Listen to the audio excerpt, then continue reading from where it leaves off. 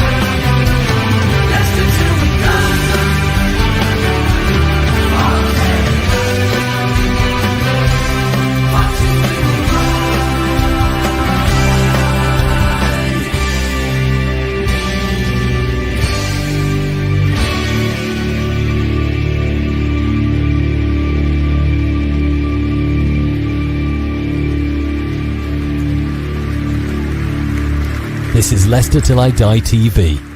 Watch and subscribe on YouTube and listen on your podcast platform. Hello, Brad. Hello. Hi, Chris. This isn't a sight that people are used to seeing on the preview show. How's this happened? It's all gone a bit bar humbug, hasn't it? I like it, mate. Like it. You're looking a bit sheepish, if I may say. Oh, wow, you know, I've just been ramroded into it, haven't I? Well, with no Derby fan, having said that, he's probably out somewhere shagging sheep. Maybe he's calling them Sean. If that is. Well, yeah, no, that's my son's name. Oh no, not that then. No. Steve. Yeah, we'll blame Steve. We all love a Steve. I don't care about Steve. No. Anyway, well, over to you. Well, I mean, where do I start? Chris, you wouldn't know anything about that. How about the Derby? No, I can't ask you about that. See, I got all these questions, folk, which I do every week. You know, I do this prep, and I got 5 questions for the true or false, rams and rubbish. I even went to the effort of the title, and I can't ask Chris any of it. So we're going to take a trip down. Right. This is the thing. We give up our time. Yeah. To put this together, and they agreed to come on. We go on theirs, which makes it even fucking worse. Anyway, I've just undone my repost of when you were on their show. And I've just done it reposted as, don't bother watching this. The wankers couldn't even turn up for hours after we'd done theirs. And don't even have the decency to tell us. Yeah, it just makes you wonder. I mean, look, we've had it before, work commitments. We've had it before where someone's messaged you saying, look, I can't do it. Is there any chance you can do it another day? That's never an issue. What always annoys me, and I have it sometimes, Chris, I don't know about you, but do you get people rage? And what I mean by that is, earlier today there's a narrow path that leads down into a turning onto the road that I need to get down to my flat, and I could see this person. I had a bit of a power walk on him, but I moved out of his way and he just went straight past me, and I went, you're fucking welcome.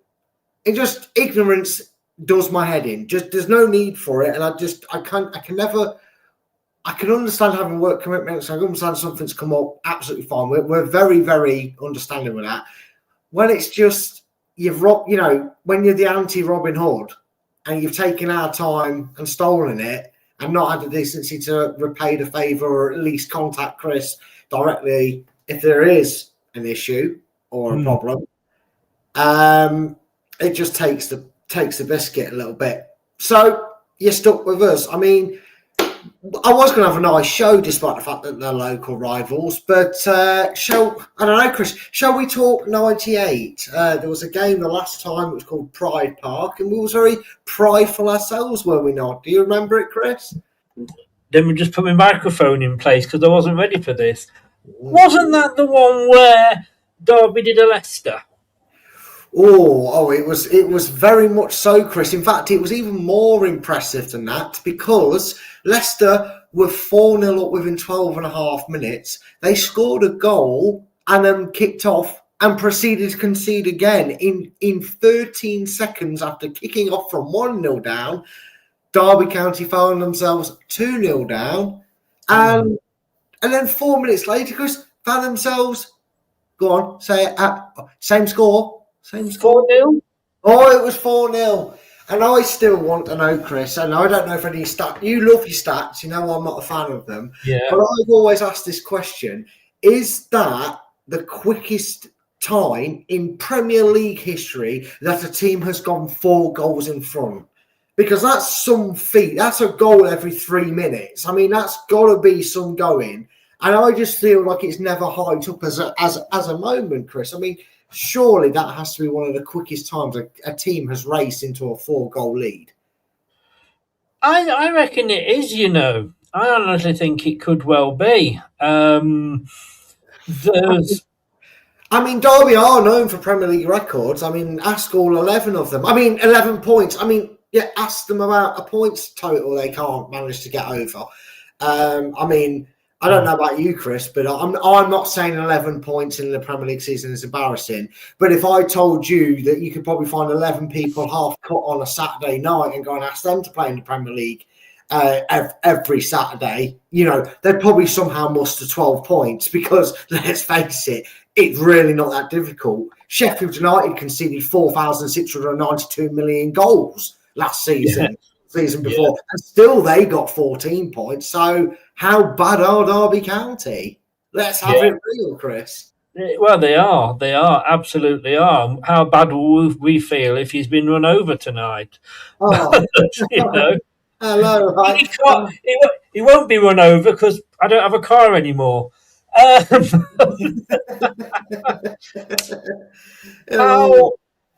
me just, I'm going to just sort of bring this up because this will give us something to talk about. Are you worried about this game at all?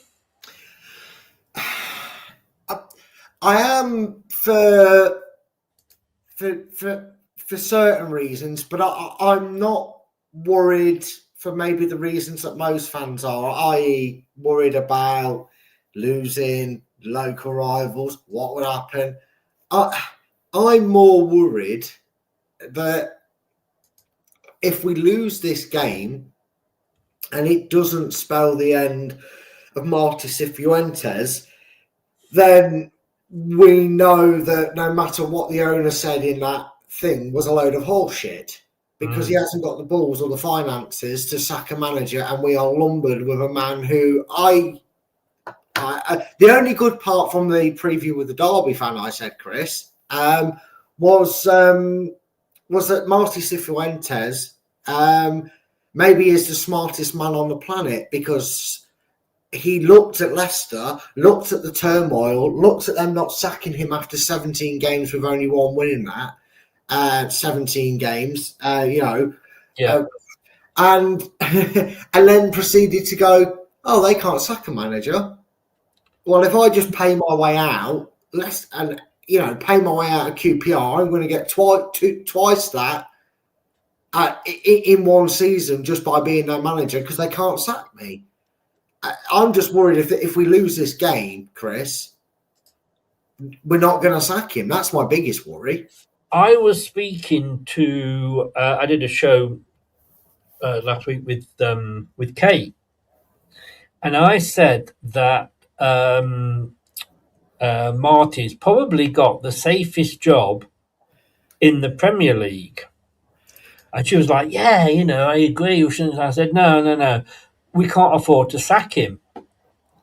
Not that we can't afford it. He has got the money, but it's this stupid fucking PSR. Yeah, but it is his stupid fault that we're in this situation. You can't, no matter what he says, no matter how he spins it, the board's decision making and approval stamp on contracts, on length of contracts, on wages accepted. Because at the end of the day, it's their money that they're going, pay him that much a week to. Yes. That we are now in this, unwinnable circumstance, Chris, where we have Cifuentes. And like I said, are you telling me, Chris, that let's go back in time to when FFP wasn't a problem. I'll take you back even further, Chris. Martin O'Neill was under similar pressure to Cifuentes when he took over from that scumbag. We don't mention his name. He's like Lord Voldemort. We don't bring it up, right? Are you watching? You one of them, right? Now he was on a torrid run to the point where he had to come out and defend himself in front of the fans that were protesting for Martin O'Neill to be sacked. Had we not won, was it the West Brom game at home, which pretty much saved his job and then got us on a run? Was that the game that the fans decided? I'm not sure if that was the game, but it was certainly a game. Yes. Yeah, it was a game around that. Well, obviously, that was a bit Michael Owen-ish, wasn't it? I think, ironically, Chris, in speaking of history getting scarily repeated itself, it was a defeat to Sheffield United the week prior. Yeah. And that gave him a chance. And then obviously we went on that run at the back end of the season and snuck in because Ipswich and Charlton couldn't win their last game of the season. We beat Watford and snuck in the playoffs. And the rest, as I say, is history. Yeah. Had we lost that game to West Brom, we would have sacked Martin. I know we were going through that period of, we lost Brian Little, we lost this. We don't want to lose another manager, but pressure was pressure. I think they would have sacked him. And maybe looked at Alan Kirbishley, who I know he's gone down as a god amongst men in Charlton, but at that point was, could have maybe gone to us. Maybe Gary Mason, who was, I know he became a Leicester manager in due course, but at that time was starting out. It feels like that, Chris, where Martin must feel like, I want us to do well, but also if we don't, a bit like some of these players, like, obviously I want to win a game of football, but if we don't, I'm still getting paid 80 grand a week. It just... I mean, like I say, I just think it's his PSR that will stop us sacking him, if I'm honest with you. Which... I mean, what does that say about the club, But, look, I guess, What pisses me off, and you've started me now, is that, and I said this the other day on the show, what idiot... Right, my first manager's job, I went in and I worked for W. Smith at the time for the travel section, and I took over the Blackpool shop, which was the worst performing shop in the whole group when it comes to travel. Because obviously they go at different times of year, because during the summer they don't want to go away because that's their business. I went in there and I looked at what everybody else was doing and what I might have to be up against.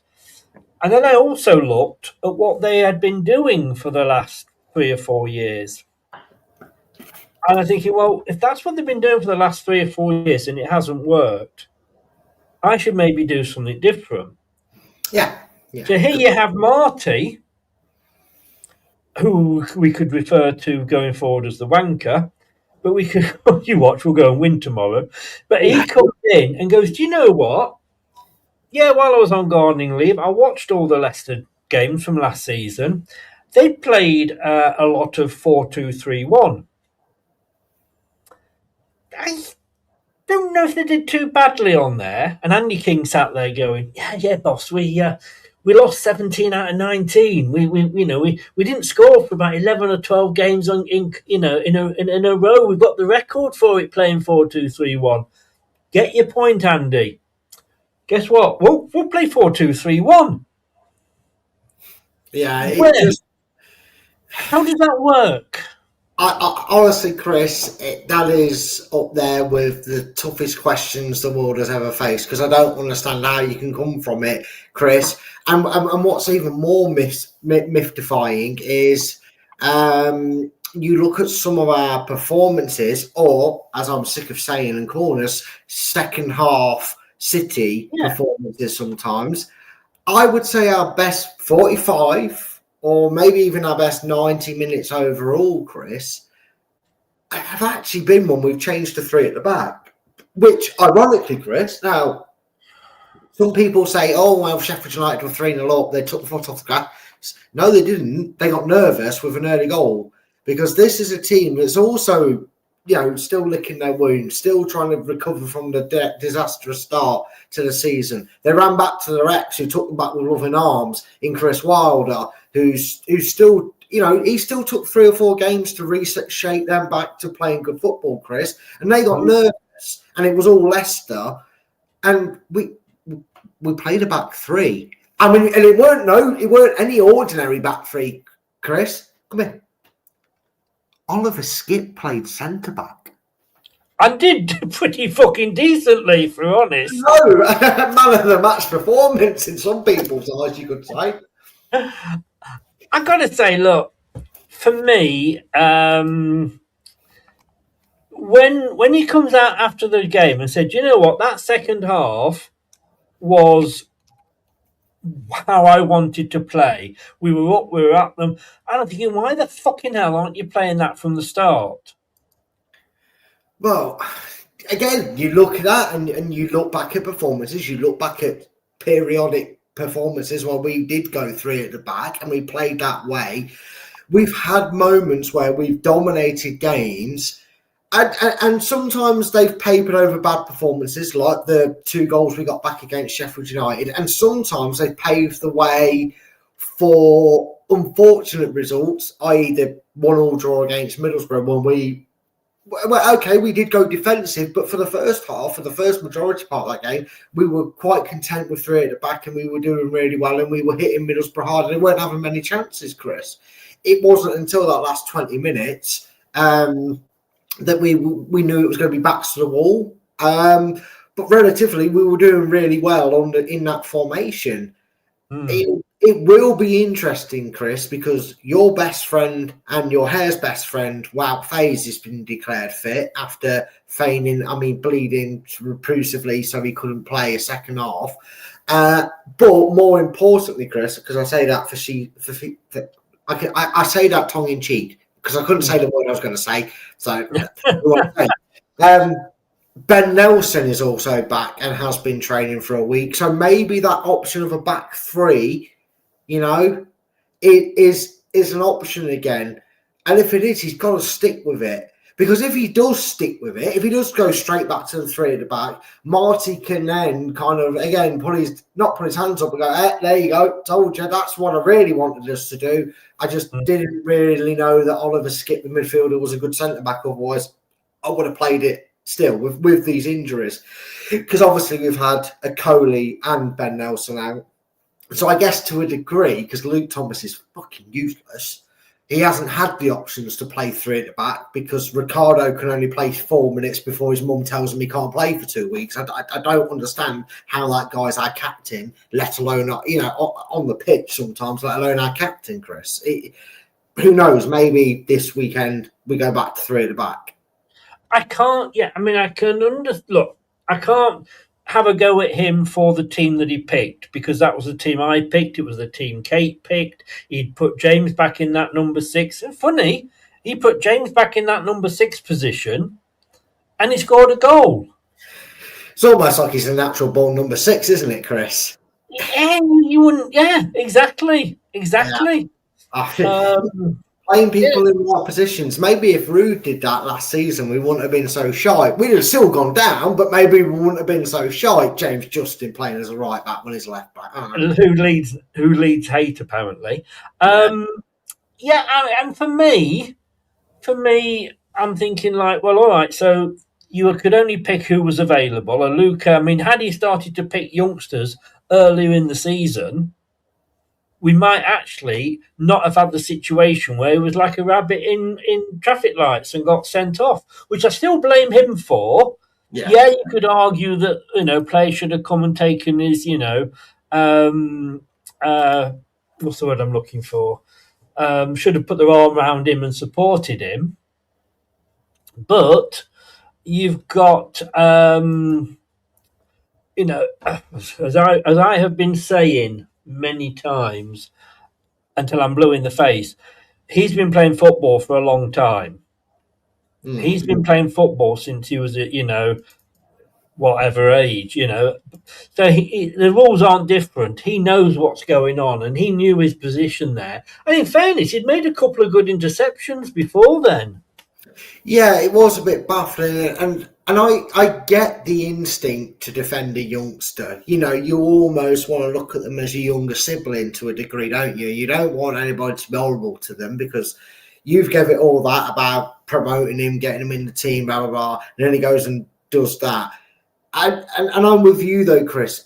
He's 18. He knows better. He doesn't do that for the under 23s. If someone gets past him, he should be backing his own ability. There was one thing though that I will put towards it, Chris, and it kind of maybe looks at the bigger picture in terms of the problems going on internally within the squad. Like you said, Chris, nobody after maybe just before that yellow card, you could see a card was coming for him because he was getting a bit erratic. He was trying too hard. Where was the leader? Where was Harry Winks apart from up his own arse?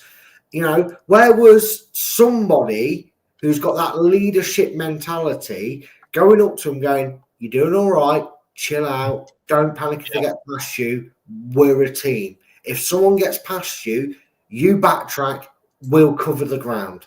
Don't you? Nobody did that, Chris, and that's why he ended up going from an okay start in that game because it wasn't a bad start. I know we were losing, but in terms of him as an individual, to suddenly looking like a fish out of water, going, "I've got no support." I mean, you look at that red card incident, and before as he's chasing him back, you look at that freeze frame, Chris. There's not a single blue shirt near him. No. Where is somebody to give him that in that mist of panic? If he looks out the corner of his eye and sees Luke Thomas or Harry Winks gunning at this bloke to get back and cut him out and put it out for a throw in, does he maybe not have that little moment of madness and panic? And that's really where we were at in that game. But I agree with you, Chris. He gave it all the talk earlier the season about, well, not saying it, but he was talking about how he likes to look at the youth. He praises the youth. Etc. He wants to try and bring them in. Well, about 5 of them went out on loan, and only 2 of them have come through. And one of them, he spent 4 games talking about Ben Nelson and didn't play him until recently, Chris. So there's blame all around for the shambolic state of Leicester's, consistency and stability on the pitch. Yeah. Right, let's have a look at just for a way of panning it out. Hi, Blue Fox, how you doing? They've gone above us, and they had an awful start. And these are things I used this in the prediction show earlier. It's not helping you. Sorry? It's not helping you. No. Last week, which was one of my better weeks, unfortunately, everybody had a better week. I just went, they'll win. Yeah, they're higher up the table, so they'll win. And I got better. I waste 3 hours a fucking week doing these. Hello. Do you know what was funny about this, folks? And I'm going to grass him up for this because I'm sure he didn't grass himself up for this. About mid-afternoon, Chris messaged me, "Hiya, mate. I got 5 points last week and you've only given me 6. Can you just double check for me?" At work, I double checked for him and I went, "Yes, mate, you got one point the first week, 0 points the second week, and 5 points this week." And he went, "Just confirming I'm shit." Oh, yes, Chris, that's you were.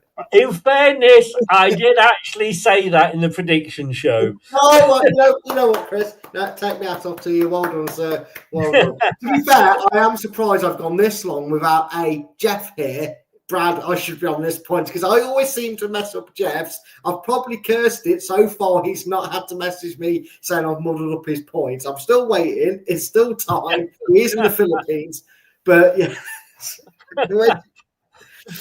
Oh God! Right. Okay. Well, look. Anyway, Derby have gone ahead of us. Yeah. The win probability is, well, we're actually higher than Derby, God knows how, but their home advantage, and I find this really interesting because everybody says, "Oh, you're playing at home and that's an advantage." only for about 10 of the clubs in this division are they on a plus advantage. Now, that's not taking the fact of anything like the atmosphere or the number of fans. That's just taking it on how they've performed this season. So for Derby, it's a -5. The last 5 games, they've won 3, lost 2 at home. Oh, sorry, no, that's generally, sorry. Where we've lost 2, won 2, and drawn 1. What do they say about Leicester City and a roller coaster ride? The last 5 home games, they lost last time out, Derby, but they've won, and drawn. And then our ones for away, lost 1, lost 1. Goals, neither of us are particularly brilliant. We're letting in as many as we're scoring, and that's not going to sort of win. I think you asked about the XG. Oh no, Wayne said about the XG. How the fuck did Leicester get a 1.343 XG? I don't know, but we're below what we're expected to get. But Derby are above. At home, they've kept 2 clean sheets. Away, we've only kept 1, and I can't see us keeping another clean sheet before before the end of the season. They've only failed to score once at home. We've failed to score twice. The points per game home and away is pretty much the same. And the team rating is, like I say, not much to choose between us there. Looking at that, I don't look at those figures and think, ooh, we could win this game. No, I think you've just analytically described 0-0. To be perfectly honest with you, sounds about right. I've gone 2-2. I have gone for the draw. Well, I've stupidly gone 3-0 Leicester. So you know what? Why hang not? on. No. You're not moving away from that. Sorry, just say that you. I believe I know I have on the LCFC predictor thing that they do, which by the way, you give it all this, check the league table. I'm 4th up there, and Chris is bottom. So before he highlights me as the Wally with the brolly, Mr. McLaren, the score. Just say, don't give it any of this Keir Starmer shit, and go answer the question I've asked you. Future politician, mate. Future manager. Yeah. That's what I'm going to be. I avoid go to the same fucking school. Just give me the score. What score did you go for? Well, a bit like, when Leicester played Stoke and I predicted us to win, I've also now backed the odds against us, and I've backed Leicester to win 3-0. Stupidly. Can I have a pint of what you're having, please? Yeah. It's double strength blackcurrant, and I don't think I've diluted it. I think it's just gone to my head. And I think you've probably put half a bottle of vodka in there as well. I mean, who's scoring us 3 goals? Who's scoring that? James is scoring 1. Mavadidi's scoring the other, and Jordan Ayew. Look, if this comes off. Yeah, well, if it does. I'm just going to give up. I'm leaving the prediction league. That's a Chris will relegate. Put himself in his own division if that happens. Yeah. I just can't see us getting anything. I mean, look, we know it's not all Marty's fault. We were shit last season, and we've sold the best of that shit, as I've said, and we're now left with the real diarrhea at the bottom.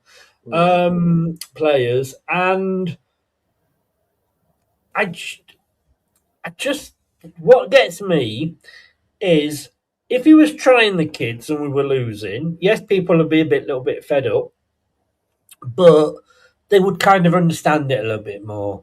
If he was trying something different and playing 3-5-2, I mean, because Sheffield United lined up as 4-4-2 at the weekend. If he tried something different like that and it went wrong, we'd say, well, at least he's trying. And this was just what we were saying last season. Nothing is different. No. It seems like the managers are stuck in a bit of a loop, and it's almost, I don't know. Maybe they've got too strong a magnet tester for security at the King Power, because it feels like any manager that walks through the training ground just gets the brain wiped and doesn't know what to do. So they just look at the old manager's notes and go, "This, please." Yeah, because Marty had his interview when he was announced as the Leicester City manager. Said he was going to do. Said he liked this, wanted Leicester to go back to playing. Not bad. I mean, Anthony. He said. Welcome to the Southampton fan, by the way. Yeah, or the Bristol fan, or the Arsenal fan, or the Barnsley fan, or the Charlton fan. It depends. If they're playing red or red and white, you've got half a chance he supports. He knew this was coming. That's why it came on.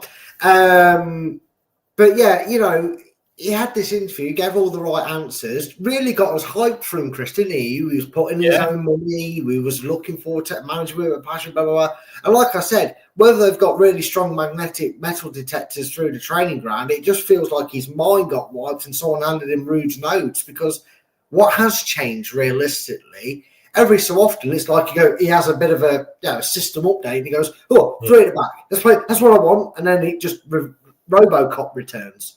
I don't know what happens, because no, you're quite right. And when I was, as you know, I'm going on holiday tomorrow, and last time I was on holiday, my mate said, "You never bring any Leicester shirts with you." Now, then, this is true, and I said, "I'm too embarrassed to wear them." Yeah, I mean, sometimes it does. It's a lot easier when we're not doing great to walk around your local, isn't it? Because if you live in Leicester or you're in the area facilitated of Leicestershire, you're going to get glory hunters. But more times than not, you're going to meet some other idiot that's put a shirt on, even though we're bottom of the league or not doing very well. But when you're going abroad, I mean, I don't want to imagine you in a Speedos, Chris, but you embarrass yourself enough probably dressed like that. I don't think you need a Leicester shirt to help that, really, do you? So, you know what I mean? I'm just saying, No. I can't argue with that. Please don't look at my Facebook page. I put a joke one up there. I think everybody thinks it is me. But, I mean, the embarrassing thing is that we could have had Chris Wilder. Yes. And that kind of maybe boils my piss a little bit, because, out of all the managers we were linked with, I think whilst I was with you, Sean Dyche would have been a brilliant appointment. I think we were piddling into the wind trying to get someone like Sean Dyche to want to take the challenge on and drop down, because he would have looked at it and gone, yeah, I did that with Watford, and this is just a different version of Watford in the sense of there's nothing to gain and everything to lose in terms of, the shit show that you've got going on there. But Chris Wilder, by all accounts, wanted the job. Yeah. So championship experience, took Sheffield United from disarray to playoff finalists. We should have bit the hand off. The second he went, we should have gone, yes, thank you very much, and dragged him into the office. And as Rio once said about Ollie, give him the contract, pay him whatever he wants, and told him, here's another, you obviously like clearing up shit shows, mate. Here's 2 years to do it with an option of a 3rd-year contract. I think that's what also, Chris, going forward, if it's plausible, Leicester should start doing with their managers. Offer them, like Tuchel's got with England, 18 months and then a further extension to the next. I know they do their tournament bracket wise with internationals, but he has only got a 2-year contract though. Yeah, but that's the point. So maybe that's where it has come in a little bit of caution to the wind. Maybe that should be the mantra going forward with that. Maybe if we'd have offered, Chris Wilder, say he wanted 20 grand extra or 15 grand extra than what, Cifuentes wanted, we could have turned around to Wilder and gone, take it for 18 months, and if you get us, or 2 years or whatever, and if you get us in the playoffs in the first attempt and look like you're going to do it, we'll extend your contract past then and take it from them. It might have been worth the gamble, because right now, Chris, it's looking like trying to be fancy and clever with your niche appointments isn't working. I mean, I just can't. And in a way, the stupid thing is, he would have been cheaper than Marty, because we wouldn't have had to pay, because he was out of work, so we wouldn't have had to pay anything. Yeah, exactly. And that's what, again, it doesn't add up, the difference we would have saved in doing that. It's even more baffling, Chris, because like you said, he was out of work, so we weren't going to have to pay Sheffield United anything to get his services. We weren't going to have to do any negotiating in compensation for anything either. I'm going to beg you a question, Chris, and it's one of them would you change it scenarios, because I don't think you would. But in the nuttiest sense ever, was the biggest mistake we did hiring Enzo and giving us this illusion that you can just pinch an assistant or an up-and-comer and they're always going to hit the ground running? Because ever since Enzo, that's all we've tried. We didn't even attempt to try and get anybody in after we sacked, what's his face, Steve Cooper. We watched our team get battered 9-2 or 9-3 or whatever it was against Man U in 2 games. And went, it'll do. And I think actually what it could be is the fact that Top wants this tippy-tappy football. And we don't have the players to play tippy-tappy football. Yeah, and that's another baffling one for me, Chris. Whatever happened to, I think you mentioned it about the crazy gang Wimbledon, didn't you? Whatever happened to the manager going, I don't give a rat's ass what the rest of the division's doing. In the nicest way, and I know people will say you can't speak to players like that now. You can, as Mick McAlpha would say, because I would rather Marty come out and go, I'm going to be frank and honest with you guys. See what they're doing. See how they're playing tippy-tappy football. You ain't good enough for that. But and then, when people think, fucking hell, what you trying to say we're not good enough? He goes, I don't think you're good enough to play that style of football. I do, however, think you're good enough to play this style of football. Well, I think that's what Dyche... I mean, and if Dyche or Wilder had got the job, the fan base would have gone, balmy. We wanted Roll, who would have been playing the same style of football, and we would have still been shit. And I think that's the problem, is that we don't look at it and go, and this is what I was saying, and I was saying I didn't necessarily want Wilder as my first choice or Sean Dyche. No. But what I was saying was I would understand it if the club took them on. And I don't think Cooper was by any chance given long enough at all. What I think that they do now, though, is they should have looked at it and gone, all right, let's give Chris Wilder the job, because he's actually got experience at this level, Yeah. That might count for something. We'll give him 2-year contract, because we don't expect to go up this year. We might have the points deduction anyway, blah, blah, blah. So, we'll give him 2 years with, if he gets us promoted, we'll give him a year in the Championship.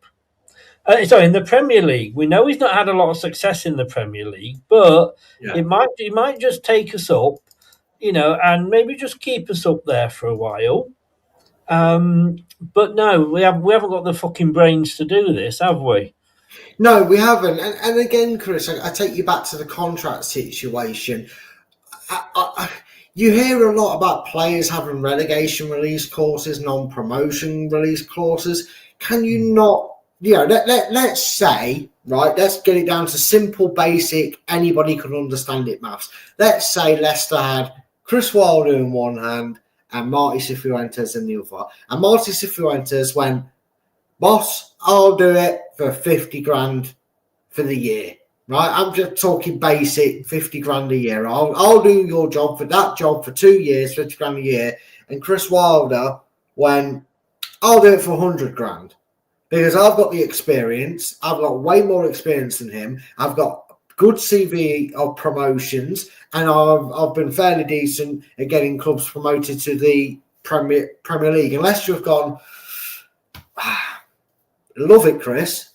Problem is, can't offer you 100 grand. Okay, so what do you want to do about it? Well, I tell you what, we know that if we get promoted, we will have that money. So we will. How about you take 50 grand, which is what Marty over here wants, who's unique. We're willing to take the gamble on him because he's cheaper, but also he's done okay at QPR. Promotion clause. You get us in the playoffs, we'll give you an extra 20 grand.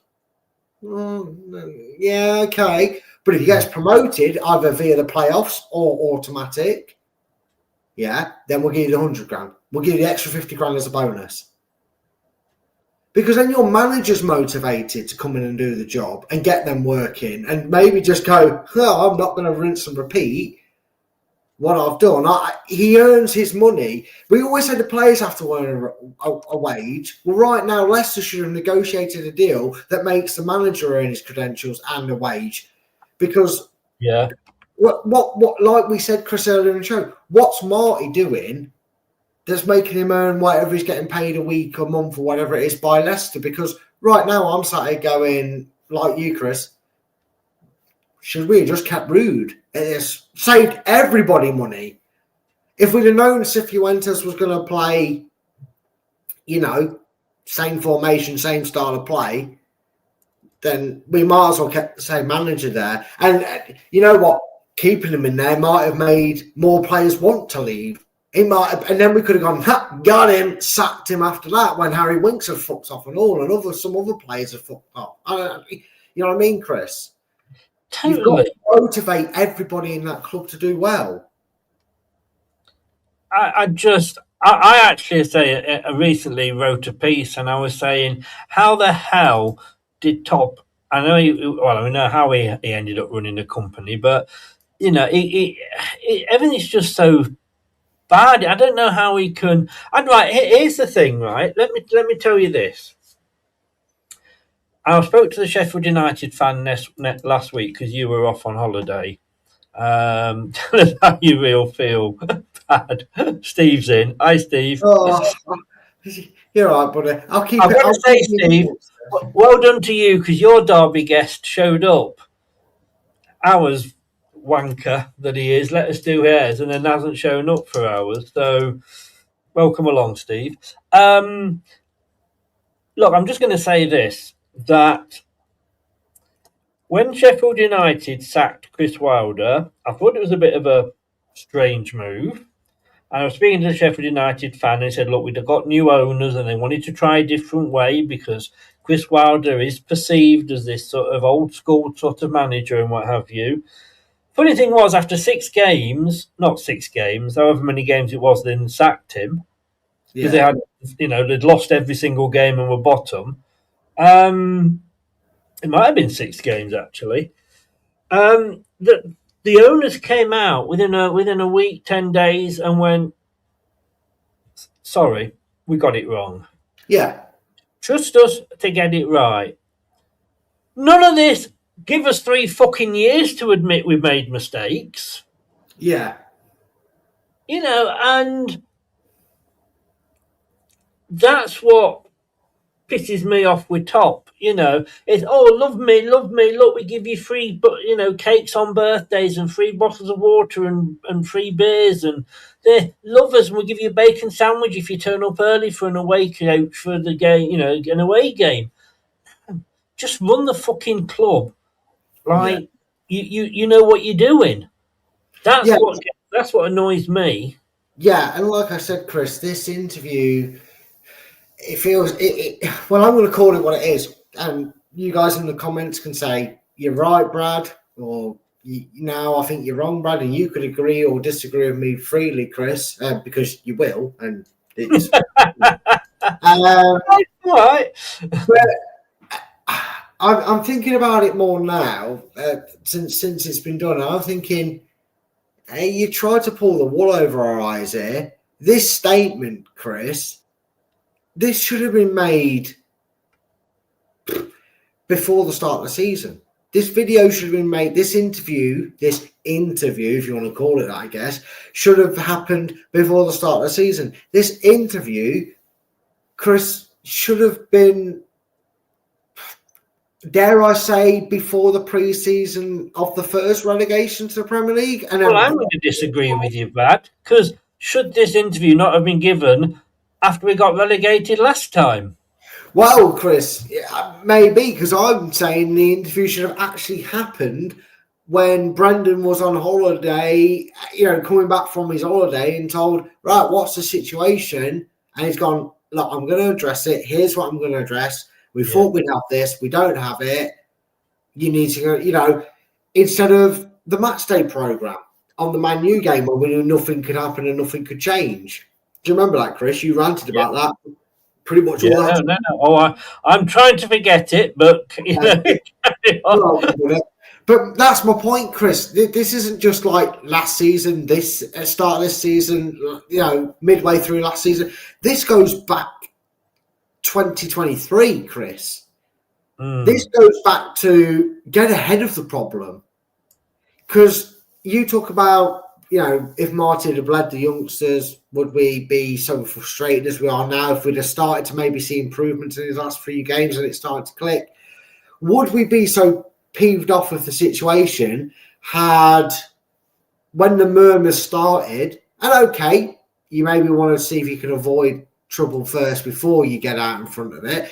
But once they had an idea, because they obviously had an idea, look at the quality of lawyer they paid to get us out of trouble the first time round, Chris. They should have come out and gone, look, here's the situation. We can't talk about the case, obviously. We're not going to mention what's going on in the case. But in terms of the club, right now, the reason this has happened is because of this, and the reason this is going to happen is because of this. And with these restrictions, we can't do this. That's going to be us for the next 5 to 10 seasons. Potentially, we're going to work and do all we can to make it shorter, but be prepared for a sustained bumpy ride, and hopefully by 2030, that's the long date we're setting, and this is going back to say 2022. In 8 years' time, we're hoping we'll come out the other side and be very wealthy and back to our financial health being up here. Like your credit score being down here, we're hoping to get it into the 600, 700, 800 mark, however it works in credit score.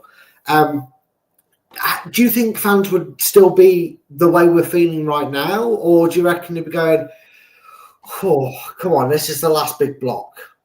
So, I think if they'd spoken to us and we knew what I said, that with that Man United game when you were referring to, which was the what was it?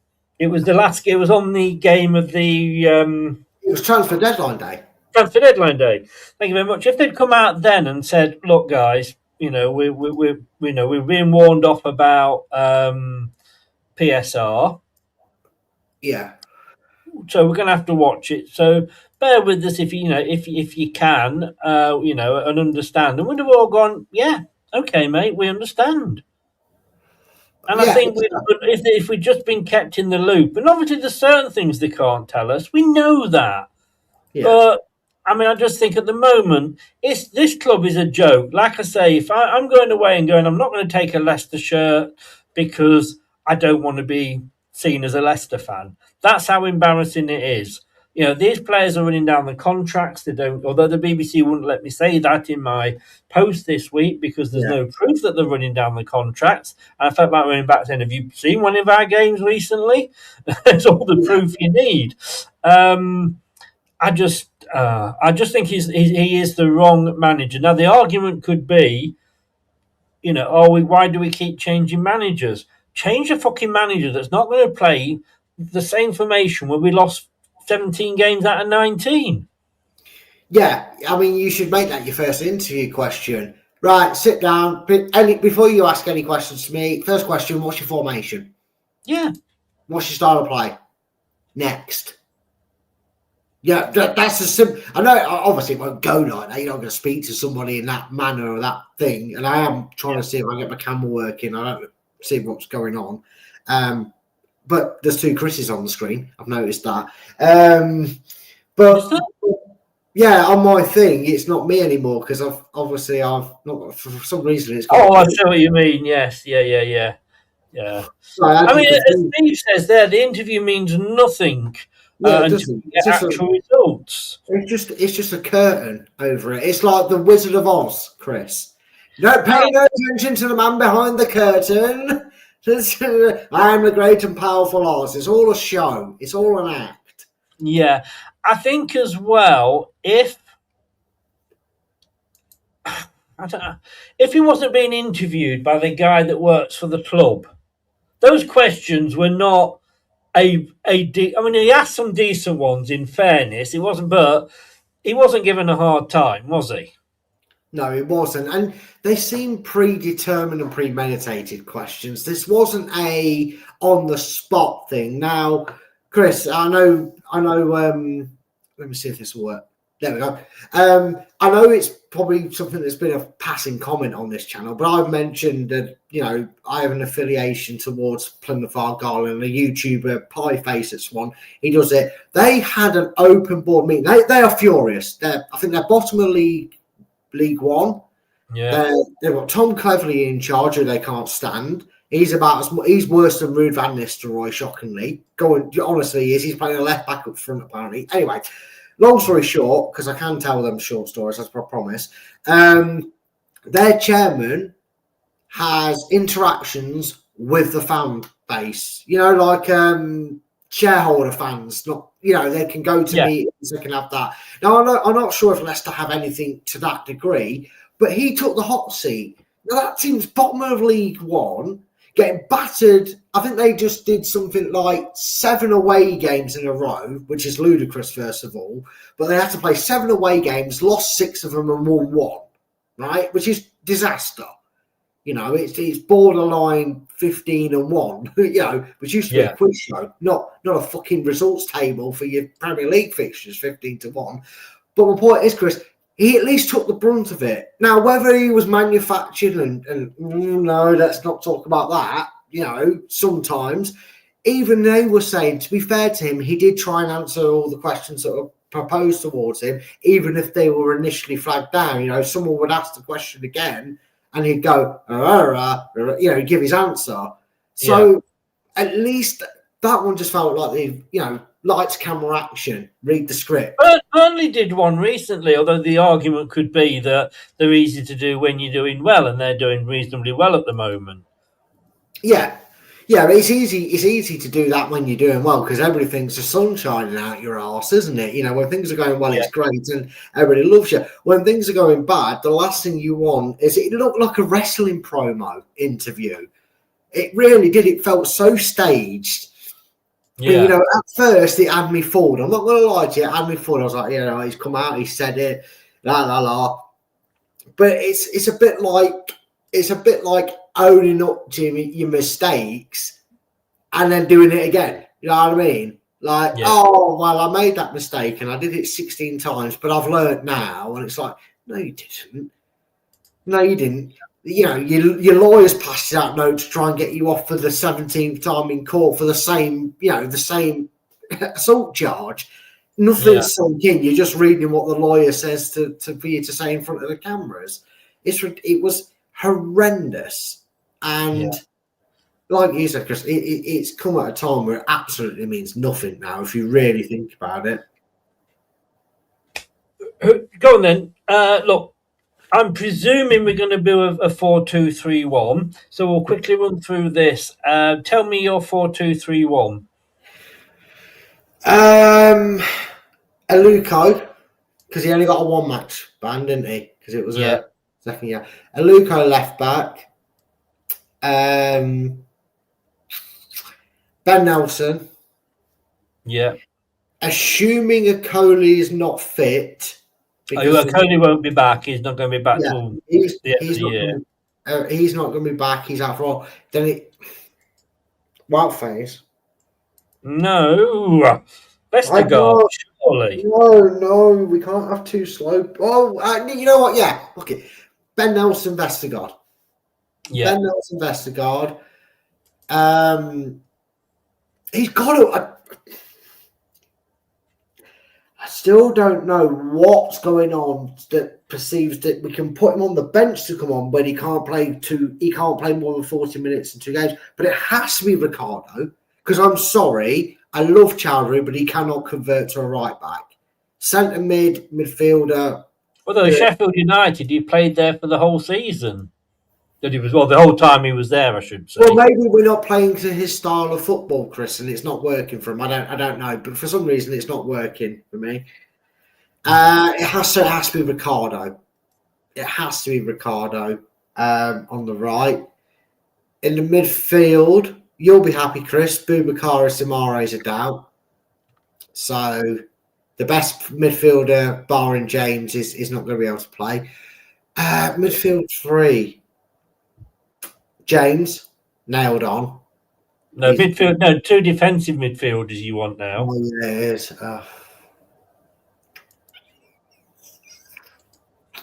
Oh, God. What are my options? Winks, Skip. Hamza Chowdhury. Good shout. Good shout. And just because I feel he might actually have a better game, because I'll go back to what you said about the obviously not skill level, but Gerrard Lampard playing together scenario. I'd put Oliver Skip in there. Fuck me, I cannot believe I'd said that. You've got James and Chowdhury, haven't you? Oh yeah, James and Chowdhury. Yeah. Sorry. You're playing a 4-2-3-1. We're not that we like it, but what else does he ever play? You know. Yeah, true. Sorry, I got the formation wrong there. So there's me 2. It'd be James and Chowdhury. Yeah, and then your 3 across the midfield. Mavididi, Monga through the middle, and Fatu on the right, because we haven't got another option on the right. Well, we do, but I don't like Silko Thomas. He's not done anything to give me any inspiration that he's going to suddenly start pulling up trees on that right side. So Fatu, I'd have Monga given that free rein in the middle to dash left and right. Yeah. And then me one up front. Pick a number between 1 and 3, Chris. I've got a 2. So the middle one, yeah? Yeah, Daka then. There you are. If you'd have said 1, it'd have been RU. If you'd have said 3, it'd been Carranza. You picked 2, so it's your fault, not mine. Daka. Right, here's where I'm going to disagree with you, right? And I can't believe that I'm saying some of this myself, to be honest with you. But here we go. So, even if he's fit, and you've done a bit of a Luke here, you're not playing a goalkeeper. But even if fit, sorry, yeah, I put Jakub Stolarczyk back in. I think Begovic has done a bad job, but I would put Jakub back in. Right, so let me just write this down then. This is going to be interesting. So you're going Stolarczyk. Yes. Then you are going Aluko at left back. Yeah. Nelson and Vestergaard as my centre backs. You're not going for Faze? No, you reminded me that they actually do all right when they played together, to be honest with them. And you're going Ricardo at the right? Yeah. Okay. And then in the midfield 2, you went James. And Hamza. And Chowdhury, which I would absolutely love to see, but I'm not going to pick that. And then the 3, you got Fatu, Monga, and Mavididi. Yeah. And then you had Daka up front. Yeah, you picked that option, and I gave you that option. Don't blame me. You asked me. You didn't. Right. Yeah. Maybe that's how Marty should pick his team from now on. Just put names in a hat and FA Cup draw. Yeah. Here's going to be my. And look at that, guys. This is presuming that he goes for the 4-2-3-1. Yeah. I'm going to go Begovic in goal. Oh, okay. because I don't think it's Stolarczyk is any better than him, and I don't think I don't think Bekovic has done enough to not to be dropped. I think he's had a couple of he's made some brilliant saves. Let's be honest with you. I tell you what, he showed a bit of fight in the last or the game before last as well when he really had to do at the Southampton players. Mm. I'm going to go left back Thomas. Oh, fuck off. I'm going to go Vestergaard. Yeah, This all right. again, I don't think Aluko's fit. Nelson, if he's fit. And then at right back, I'm going to go Aluko. I don't know. But all right. Ricardo, he didn't impress me at all. I mean, look, the guy went 2-0 down, I think it was, against Sheffield United. He's walking along going... I'm thinking, well, that was really going to inspire them, wasn't it, Ricky? Yeah. I think Aluko can play at the right, can't he? I believe he can, Chris. It's not the worst shout in the world, but you did put Luke Thomas in there. Well, that is a case of only because who else is there? Well, yeah, because Victor Christensen's still not available, is he? No. So... Not to suggest that you'd put him in if he was fit, but he would be an option if he was. Yeah. I'm just going to look at Aluko. Yes, he can play left back. I know right back is his main position. So that's why I would have him at right back. And Tom, I think we'd gain more of having him at right back. I quite like Chowdhury in that midfield role. However, I was going to say there's a but in here somewhere. Yeah, I'm sat on it. I did for a while think put Samare in there. He is a doubt. Martin in his press conference that he is a doubt for the match. That's why I said you'd be happy because he's a doubt. Oh, no, because I think when he came on against Stoke, I had him as my man of the match, right? On that 45 minutes, because he came on and he actually looked a little bit like Messi. He went off on some very silky runs.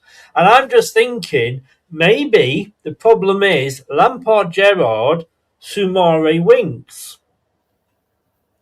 If you drop in Winks, then maybe Soumare, he suddenly feels like, well, I'm the main guy here. I'm going to do this.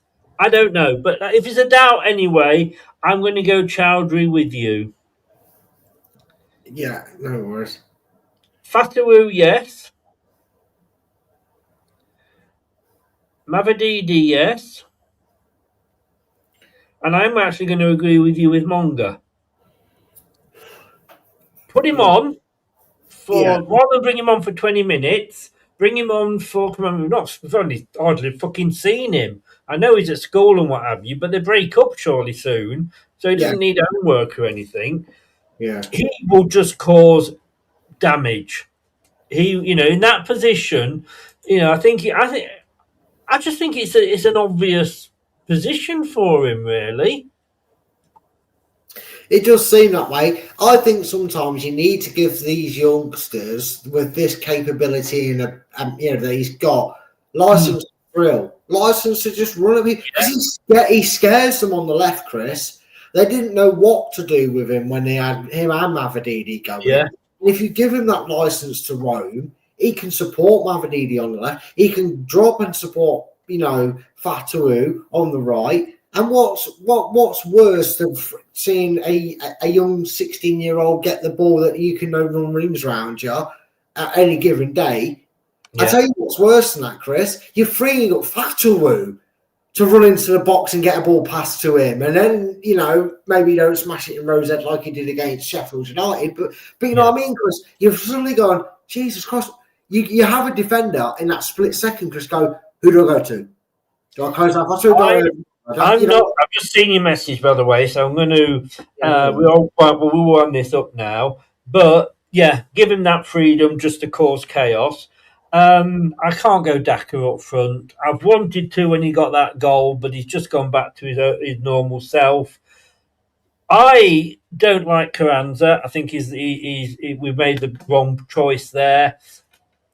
And AU or Dakova Reed, no. I think you bring Dakova Reed on for me if Monga's not exactly having a good game or he's struggling. Up front, I'm going to say fucking stick Evans up there. You know what, Chris? I wouldn't be against it.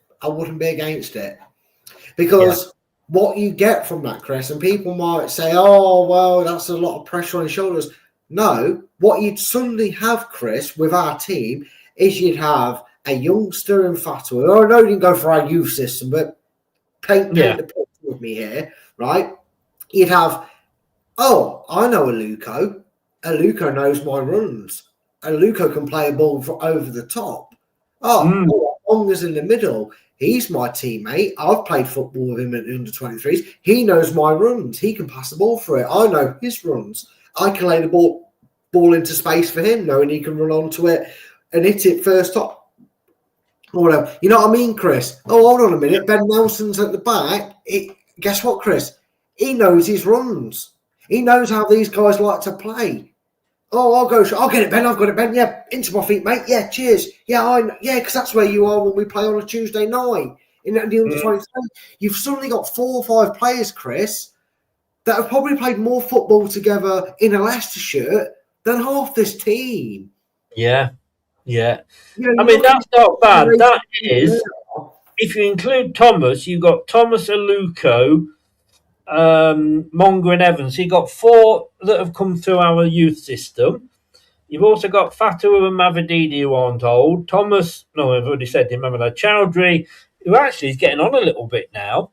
Yeah, his thing, but we know that isn't the team he's going to pick, and he may well yet actually bring out, but actually change his formation. Who knows? Wow. No, you got to go, mate. So let's end with a score prediction.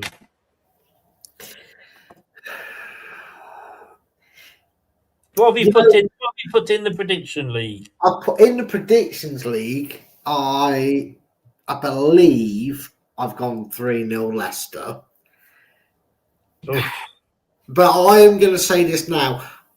I also think flipping that scoreline around is very scarily possible. Yes. I am very, very worried that could be the outcome. But flip it. It could be a home 3-0 win and not an away 3-0 win. The only way I see it being an away 3-0 win is we go back in time and they have Chris Powell and Spencer Pryor as centre-backs. Yes. Having that 4-0 drubbing. I don't thought I mentioned. Hey, tell you what, Chris, actually, before we end it, that's funny enough. Chris. One of the questions I had for Knobhead of the Year, I thought in both camps, Chris Powell and Spencer Pryor played for both clubs, but were both of them playing, i.e. on the pitch, in the famous 4-0 battering in 1998? Powell definitely was. I don't think Pryor was. Well, I take that as you saying it's false. Yeah. As someone who religiously, since knee-high to a grasshopper to this current age, religiously watches that periodic era of season reviews, that both of them were playing. Really? Both Spencer Pryor and Chris Powell were playing in that game. And I believe at that point, I could be wrong, but one was a former and 2 would become Leicester players. Players were in that squad because Dean Sturridge was at Derby at that point in his career. Yes, I will agree with you on that one. I think Pryor must have left us and gone to Derby then, he was us before Derby. And I remember Powell there being there. But look, mate, thanks very much, mate. Sorry, the dickhead from. Let's shout it out, shall we? And it's what's it called? What is the thing? I don't even fucking remember what they're. Ram it up your arse. Oh no, Rams Review or Rams Podcast or Ram it up somewhere. That's it. Rams Review Podcast. Yes. Rams Review podcast and Cory in particular, you're arseholes, totally and utterly arseholes. I'm sorry, unless you've actually died, then you can easily get a message. If you can't get a message to us, you can get a message to somebody who can then message us to at least say, sorry, we can't do it. And to have us on yesterday when Brad gave up his time to come on your podcast, and then you haven't got the decency to A, turn up for hours, or B, to even let us know. I'd like to say I hope we stuff you. Unfortunately, I don't think we will. But I hope you burn in hell. I hope Derby County go bust. And I don't even say this about Coventry. I think you are all total 100% arseholes. Anything you want to add to that, Brad? I would like to say, Chris, would you please refrain from sitting on the fence? Because no,